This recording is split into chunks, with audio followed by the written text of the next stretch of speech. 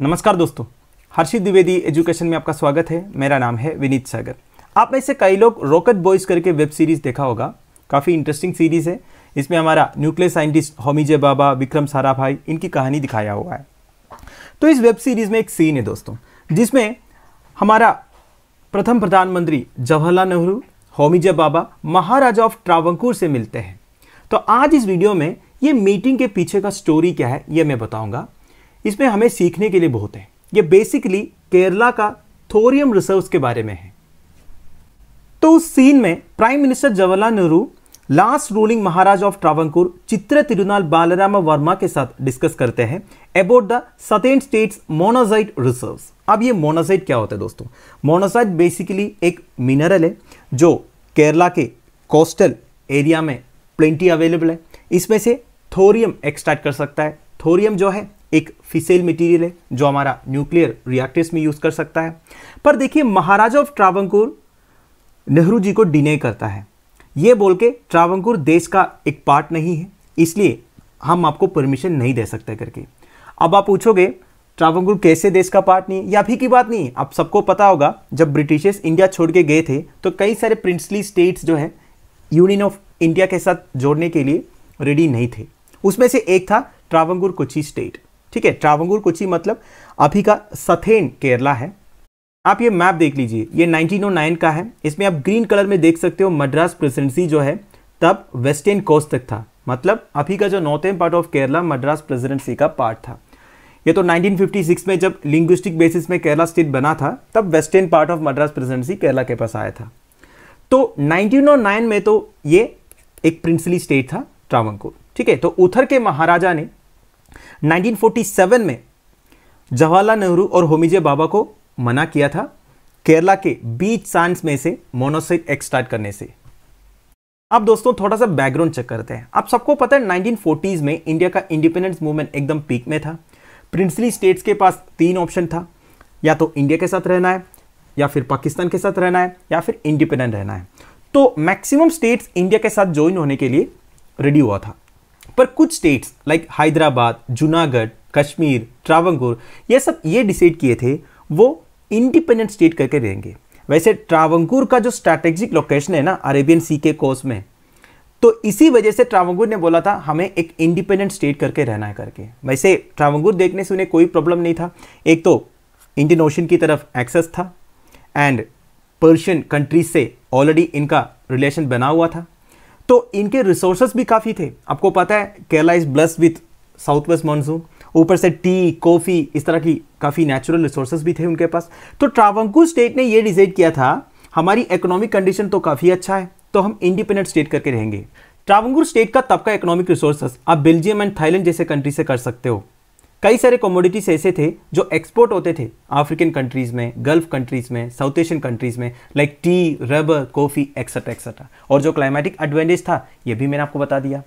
And it seems that Travancore's bid for independence was welcome by Mohammad Ali Jinnah also. देखिए, मोहम्मद अली जिन्ना तो एक chance का वेट कर रहा था। जैसे उन्हें पता चला कि ट्रावंकूर इंडिया के साथ नहीं रहने वाला है, तो इन्होंने महाराजा ऑफ ट्रावंकूर के लिए एक लेटर लिखा। लेटर में यह बोला गया, We are ready to establish a relationship with Travancore which will be of mutual advantage। आप इंडिया के साथ मत रहिए, इंडिपेंडेंटली रहिए, हम दोनों रिलेशंस बनाएंगे, trade relations, diplomatic relations, economic relations, जिससे हम दोनों को फायदा होगा।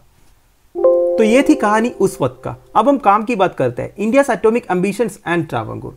जैसे वो वेब सीरीज में एक सीन दिखाया, देश के प्रधानमंत्री और देश के top nuclear scientist maharaja of Travancore से क्यों मिलने जाता है?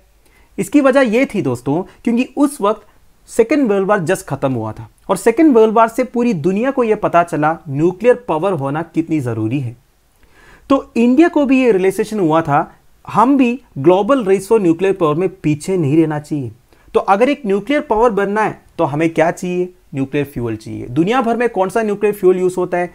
यूरेनियम 235 यूज होता है। पर अनफॉर्चुनेटली इंडिया के अंदर यूरेनियम रिजर्व्स कम है, पर इंडिया में थोरियम रिजर्व्स है। और उस वक्त यह पता चला था केरला का या फिर ट्रावंकूर का जो वेस्टर्न कोस्टल सैंड्स में मोनाजाइट का प्रेजेंस है और मोनाजाइट से इजीली थोरियम निकाल सकते हैं। तो यही परमिशन के लिए गए थे वो दोनों, राइट। तो इसलिए होमी जे भाभा का अटेंशन हमेशा ट्रावंकूर की तरफ था, क्योंकि उन्हें चाहिए था उधर से मोनाजाइट सैंड, समझ गए। पर दोस्तों देखिए 1948 में इंडियन एटॉमिक एनर्जी कमीशन वैसे क्रिएट हुआ था, जिसमें होमी जे भाभा पहले चेयरमैन भी बने। तो उसके बाद जितने भी thorium and all atomic minerals जो है देश में, वो लीगली गवर्नमेंट ऑफ इंडिया के कंट्रोल में है। अब दोस्तों अगर प्रेजेंट कॉन्टेक्स्ट में बात करें तो इंडिया में जितने न्यूक्लियर पावर प्लांट्स हैं वो अपना न्यूक्लियर फ्यूल 3 स्टेजेस में प्रोसेस करते हैं। मैंने एक अलग वीडियो बना रखा है इंडिया 3 स्टेज न्यूक्लियर प्रोग्राम के बारे में, आप हर्षित द्विवेदी नाम के साथ सर्च कर सकते हो, वीडियो मिल जाएगा। वैसे मैं आपको ब्रीफली बता देता हूँ ये 3 स्टेज न्यूक्लियर प्रोग्राम में होता क्या है। इससे पहले एक बात आप समझ लीजिए, इंडिया का जो 3 स्टेज न्यूक्लियर प्रोग्राम है केवल 2 स्टेज ही अब इम्प्लीमेंट हुआ है, तीसरा स्टेज अभी के लिए ऑपरेशन नहीं है। उसके लिए बहुत ज़्यादा पैसों की ज़रूरत है, टेक्नोलॉजी की ज़रूरत है, ठीक है। वैसे इंडिया का प्लान है 3 स्टेज कंप्लीट करने का, पर अभी के लिए केवल 2 स्टेज में काम चलते हैं, इतना आपको समझना होगा। अब देखिए दोस्तों, सबसे पहले आपको मैं ये बताऊंगा यूरेनियम के बारे में। आप सबको पता होगा दुनिया भर में जितने न्यूक्लियर रिएक्टर्स हैं उसमें मैक्सिमम यूरेनियम 235 यूज होता है एज द फ्यूल। अब देखिए दुनिया में जितने यूरेनियम रिसोर्सेज अवेलेबल है ना, उस पर 99% जो है आपको यूरेनियम 238 फॉर्म में मिलेगा, जो एक न्यूक्लियर फिसेल मटेरियल नहीं है। न्यूक्लियर फिसेल मटेरियल कौन सा है? यूरेनियम 235 है। अब देखिए यूरेनियम से जब आप यूरेनियम 235 एक्सट्रैक्ट करते हो, क्योंकि देखिए यूरेनियम में 99% मैंने आपको बोला यूरेनियम 238 है, तो आपको वो 99% नहीं चाहिए, जो 1% यूरेनियम 235 है ना वो चाहिए, तो केवल उसी को निकालना होगा। इसको आप यूरेनियम एनरिचमेंट बोलते हैं। यूरेनियम एनरिचमेंट के बारे में तो आपने सुना ही होगा, हर दिन न्यूज़ में आता रहता है। Even international atomic energy agency और ईरान के बीच में जो बातें चल रही है आजकल ऑस्ट्रिया के कैपिटल वियना में, उसके बारे में हर दिन हम डेली न्यूज़ में आपको समझाते हैं जो भी अपडेट्स है। तो देखिए इंटरनेशनल एटॉमिक एनर्जी एजेंसी वैसे सारे कंट्रीज़ को एक गाइडलाइन दिया है, 20% से ज़्यादा किसी को भी यूरेनियम एनरिच नहीं करना है। क्योंकि देखिए अगर आपको सिविलियन न्यूक्लियर पर्पज़ के लिए न्यूक्लियर पावर यूज़ करना है तो आप 20% से ज़्यादा एनरिच करने की ज़रूरत नहीं है। पर ईरान जैसे कुछ कंट्रीज़ क्या है 20% से ज़्यादा ही एनरिच करते हैं। 20% से ज़्यादा एनरिच करने का मतलब हो गया आपको न्यूक्लियर वेपन्स बनाना है, न्यूक्लियर बॉम्ब्स बनाना है, इसलिए ये जो बैन है ये लगा रखा है, ठीक है। जो भी है, अब मुद्दे पर आता है। देखिए दोस्तों, तो यूरेनियम 235 ऐसे फ्यूल न्यूक्लियर रिएक्टर के अंदर यूज होता है, ये बात मैंने आपको बता दिया। अब होता क्या है दोस्तों, एक न्यूट्रॉन से, मतलब मैं न्यूक्लियर रिएक्टर के अंदर क्या हो रहा है इसके बारे में बता रहा हूँ। एक न्यूट्रॉन से यूरेनियम 235 का न्यूक्लियस में बॉम्बार्ड करवाते हैं, मतलब हिट करवाता है। तो ये हिट से ये जो न्यूक्लियस है ये 2 भागों में डिवाइड होता है, इसको बोलते हैं न्यूक्लियर फिशन। अब फिशन के साथ साथ क्या होता है, देखिए एक न्यूक्लियस के अंदर कई सारा एनर्जी स्टोर्ड है। अब जब ये फिशन हो जाएगा ये एनर्जी पूरा बाहर निकलेगा in the form of heat.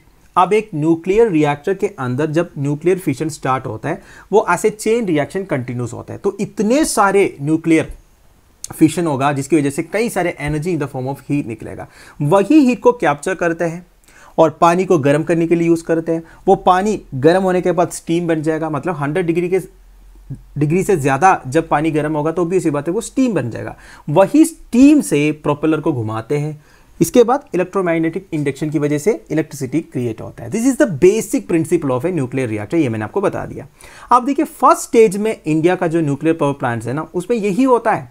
पर देखिए होता क्या है ना, जब ये फर्स्ट स्टेज में इस तरह न्यूक्लियर फिशन होता है तब एक बाई प्रोडक्ट बनता है, उस बाई प्रोडक्ट का नाम है प्लूटोनियम। प्लूटोनियम 239 आई थिंक, ठीक है। तो प्लूटोनियम, इतना ही ध्यान दीजिए, प्लूटोनियम बाई प्रोडक्ट क्रिएट होता है। अब ये प्लूटोनियम क्या करते हैं, उसे एक ब्रीडर रिएक्टर में डालते हैं, यह है सेकंड स्टेज। अब आप मेरे से पूछोगे ब्रीडर रिएक्टर मतलब क्या होता है। देखिए ब्रीडर टेक्नोलॉजी ऐसा एक टेक्नोलॉजी है उसमें जितना फ्यूल आप कंज्यूम करोगे उतना फ्यूल बनता भी रहेगा। मेरा कहने का मतलब है जितना प्लूटोनियम 239 आप इस ब्रीडर रिएक्टर में यूज करोगे उतना ही प्लूटोनियम 239 बनता भी रहेगा। यह है ब्रीडर टेक्नोलॉजी। अब ये कैसा बनता है आप मेरे से मत पूछिए, इसमें काफ़ी टेक्निकलिटी है, वैसे उतना डीप जानने की जरूरत हमें नहीं है। तो सेकंड स्टेज हो गया। अब थर्ड स्टेज में आते हैं। थर्ड स्टेज में क्या होगा दोस्तों, जितना प्लूटोनियम 239 बना होगा ना उसे थोरियम के साथ मिक्स करते हैं। अब थोरियम प्ले में आ गया। अब प्लूटोनियम प्लस थोरियम से क्या बनेगा, यूरेनियम 233 बनेगा जो एक फिसेल मटेरियल है। फिर यूरेनियम 233 का इस्तेमाल करके आप एनर्जी रिलीज करवा सकता है। तो क्लियर है। और एक बार मैं ब्रीफली बताता हूं। फर्स्ट स्टेज में ऐसे फ्यूल आप यूरेनियम 235 यूज किया, इसका बाई प्रोडक्ट बना प्लूटोनियम 239। तो सेकंड स्टेज में ब्रीडर रिएक्टर में प्लूटोनियम 239 का इस्तेमाल हुआ, उसमें से जितना प्लूटोनियम 239 बना उसे आप थर्ड स्टेज में थोरियम के साथ मिक्स करवा के यूरेनियम 233 प्रोड्यूस करवाता है, ठीक है।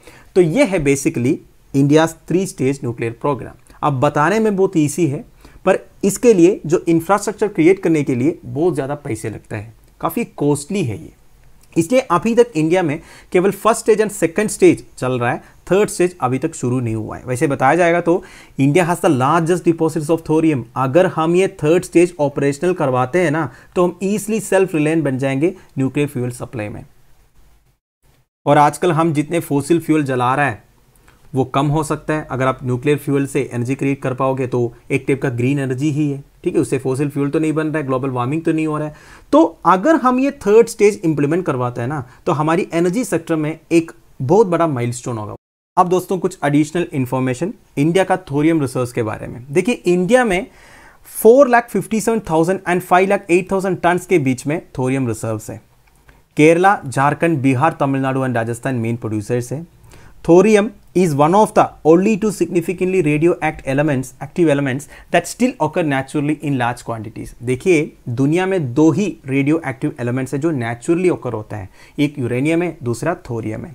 थोरियम मेटल सिल्वरी कलर का है और जब एयर के साथ एक्सपोज होता है ये ब्लैक हो जाता है, ठीक है। अब देखिए, thorium is estimated to be about 3 to 4 times more abundant than uranium in earth crust. देखिए, जितना यूरेनियम अर्थ का क्रस्ट में अवेलेबल है ना, उससे 3 से 4 गुना ज़्यादा थोरियम अवेलेबल है।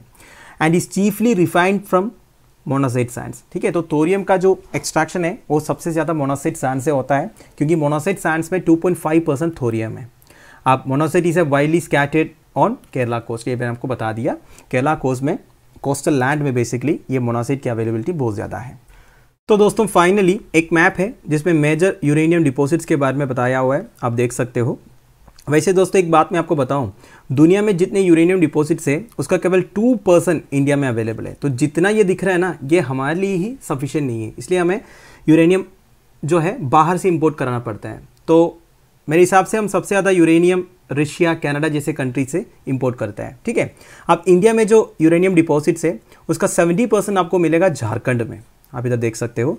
फिर uranium deposits occur in the Singhbhum and Hazaribagh districts of Jharkhand, Gaya district of Bihar and in the sedimentary rocks in the Saharanpur district of Uttar Pradesh. तो दोस्तों that's end of it. I hope आपको थोड़ा बहुत समझ में आया होगा, थोड़ा सा कंफ्यूजिंग भी लगा होगा। मैंने जो वीडियो आपको सजेस्ट किया था वो वीडियो आप ज़रूर देखिए, उसमें मैंने इन डिटेल बताया है 3 स्टेज न्यूक्लियर प्रोग्राम के बारे में। मोनोसाइट के बारे में आप ध्यान दीजिएगा, दैट इज़ वेरी इंपॉर्टेंट, जो केरला कोस्ट में अवेलेबल है। तो अब आपसे एक सवाल है दोस्तों, 3 स्टेटमेंट्स दिया हुआ है, which of the statements given above are correct. इस क्वेश्चन का आंसर आप मुझे कमेंट बॉक्स में बता दीजिएगा। राइट आंसर क्या है मैं कमेंट बॉक्स में पिन करूंगा, ठीक है। सो लेक्चर की PDF एज यूजुअल आपको टेलीग्राम चैनल में मिल जाएगा, जिसका लिंक नीचे प्रोवाइडेड है। Thank you for watching, bye bye, have a nice day.